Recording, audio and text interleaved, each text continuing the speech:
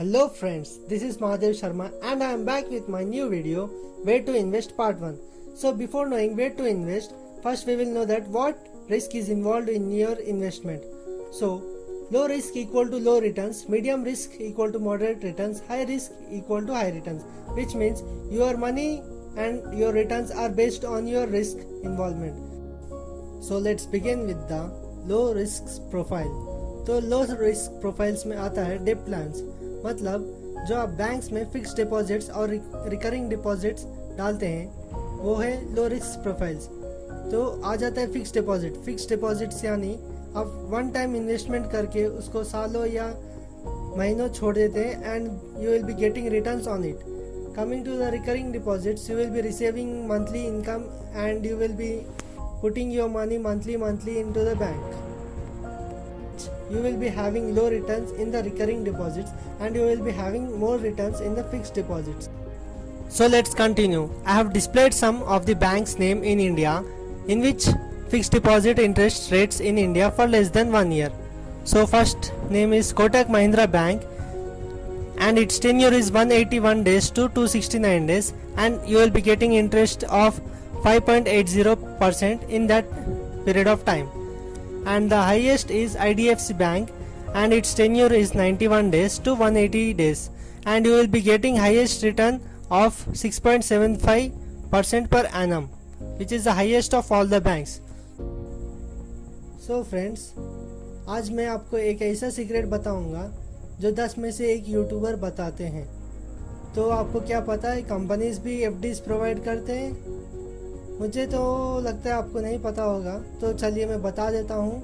थोड़ी कंपनी से जो क्रिसिल एंड इकरा का रेटिंग्स देख के प्रोवाइड करते हैं, जैसे कि ICICI होम फाइनेंस लिमिटेड जो 9.33% maximum FD rate per annum provide करते हैं, और DHFL हो गया क्रिसिल का रेटिंग है and that also provides 9.00% per annum.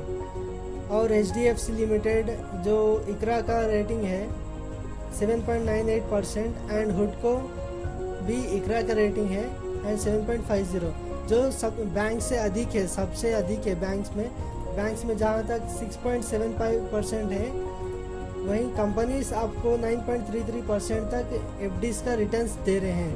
तो आपके हाथ में है किस में इन्वेस्ट करना चाहते हैं, बैंक्स में या कंपनीज जो एफडीज प्रोवाइड कर रहे हैं उसमें. So it's on you guys. So let's continue with medium risk profiles. तो आते हैं मीडियम रिस्क प्रोफाइल्स में. मीडियम रिस्क प्रोफाइल्स में आ जाता है real estate, golds, mutual funds. So let's continue with real estate. So real estate में दो टाइप का इनकम्स होते हैं, rental income and capital appreciation. Rental income में क्या होता है, the property which has been given for rent to earn passive income, मतलब जो प्रॉपर्टी रेंट में दे के पैसे कमाया जाए उसमें वो रेंटल इनकम होता है. और कैपिटल अप्रिसिएशन क्या होता है बोलते हो, the property which has been sold by appreciating the value of it over some time of period. For example land ले लिया, आज 1 लाख में खरीदा और 5 साल के बाद 6 लाख में बेच दिया, तो उसको कैपिटल अप्रिसिएशन बोलते हैं guys. So let's continue with real estate. There are 4 types of real estate. First is residential real estate, second is commercial real estate, third is industrial real estate and fourth is land. So let's continue with residential real estate. Residential real estate में क्या होता है, आप घर या मकान को cell या रेंट करके किसी और दूसरे को देते हैं, उससे इनकम जो प्रोड्यूस करते हैं वो एक इन्वेस्टमेंट हो गया. और दूसरा आ जाता है commercial real estate, in which you will B renting your property to someone else, and what they will be doing to acquire income, they will be opening malls, medical centers and cinema theaters, shopping malls and everything. So for that our example would be Asian Multiplex, in which you are having everything. And coming to industrial real estate, we are having DMart. It is the best example that industries will store goods and they distribute foods, and for warehousing purpose DMart is the best example. So let's go to next example, that is land. In land you will be just selling your land and you will be not renting your land, because once you sell the land, after the appreciation of the capital, you will not be getting back. So let's continue with medium risk profiles, जिसमें gold है. Gold में भी दो types है guys, gold and digital gold. So gold normally क्या है, आप jeweller shop में जाके जो बाई करते हैं, जो चेक करते हैं 24 कैरेट 22 कैरेट, जो normally hand to hand check करके लेते हैं. और डिजिटल गोल्ड में क्या है, जो आप फ़ोन पे बाई करते हैं. फॉर एग्जांपल पेटीएम गोल्ड हो गया, गूगल पे गोल्ड वॉल्ट हो गया and many more. So coming to the gold, इसका एडवांटेजेस और डिसएडवांटेजेस देख लेते हैं. सो गोल्ड में नॉर्मली क्या है, good for show piece. So आपको शो करना है तो आप गोल्ड पहन के इधर उधर घूमते हैं. सो ये सब हो गया. And to show your standard in the society, आपका लिविंग स्टैंडर्ड रिच है या पुअर है, आपको ये सब दिखाने के लिए आप नॉर्मली गोल्ड पहनते हैं. सो फियर, गोल्ड में क्या है, चोरी होने का डर रहता है, फियर ऑफ बीन स्टोलन. सो इसमें चोरी होने का डर रहता है. सो और एक डर क्या रहता है, ख़राब होने का, मतलब थोड़ा कलर उड़ जाना, ये वो होना. सो वो भी डर रहता है. सो डिजिटल गोल्ड में ये सब नहीं रहता है गाइस. इजी टू बाई, आप जब चाहे जब खरीद या बेच सकते हैं. एंड इसमें कोई डर नहीं रहता है चोरी होने का, क्योंकि ये intangible, in which intangible means you can be seen और touch. So our next topic would be mutual funds. So it is a most important topic of this video. तो आ जाते हैं, इसे ध्यान से सुनिएगा गाइस. सो म्यूचुअल फंड्स में दो टाइप होते हैं, one time investment and SIP.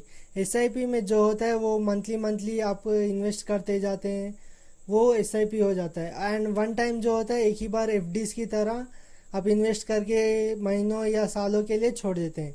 So mutual fund से जो ये थोड़ा बहुत रिस्की है एंड मीडियम रिस्क में आता है. सो इसमें आप क्या करते हैं, म्यूचुअल फंड्स वाले एक टैगलाइन दिए हैं, mutual funds are subject to market risk, please read all scheme related documents carefully. तो ये म्यूचुअल फंड्स का टैगलाइन हो जाता है. तो म्यूचुअल फंड्स किस किस इन्वेस्टमेंट एरिया में इन्वेस्ट करता है, तो वो हम जान लेते हैं आज. So first of all mutual fund से इन्वेस्टमेंट करता है रियल इस्टेट में, देन हेल्थ सेक्टर्स में, स्टॉक्स में और कमोडिटीज़ में, और बहुत सारे ऐसे सेक्टर्स है जिसमें म्यूचुअल फंड्स इन्वेस्ट करता है. सो इससे क्या होता है, अपना रिस्क लेवल कम हो जाता है. डायरेक्टली जो हम स्टॉक्स में इन्वेस्ट करके अपने पैसे एक ही जगह पूरे लगा के कमाना चाहते हैं, ये रिस्क जो होता है म्यूचुअल फंड्स कम कर देता है. हर एक जगह हर एक थोड़े थोड़े आपके पैसे लगा के कम कर देता है. सो आ जाते हैं way to invest in mutual funds. So आपको ये डाउट होगा म्यूचुअल फंड्स में कहाँ इन्वेस्ट किया जाए. So large cap companies, mid cap companies, small cap companies, which means large cap companies में क्या होता है, लो रिस्क रहता है. वो कभी भी गिरता है तो ज़्यादा से ज़्यादा 10 से 15% गिरता है. एंड मिड कैप कंपनीज में क्या है, वो कंपनीज एक ही बार 40 से 50% गिर जाता है. जहां लार्ज कैप कंपनीज 10 से 15% गिरे तो मिड कैप कंपनीज 40 से 50% गिर जाता है. एंड स्मॉल कैप कंपनीज पूरा का पूरा डूब जाता है. तो आपको कि ये आपको मैं लार्ज कैप कंपनीज क्या होता है, मिड कैप कंपनीज क्या होता है, स्मॉल कैप कंपनीज क्या होता है, I will be teaching all that in the my further videos. So मैं जैसे कि आपको पहले ही बता दिया था, low risk equal to low returns, medium risk equal to moderate returns and high risk equal to high returns. So I hope मेरा वीडियो आपको समझ में आया होगा. अगर कोई डाउट्स है तो आप नीचे कमेंट बॉक्स में पेस्ट कर सकते हैं.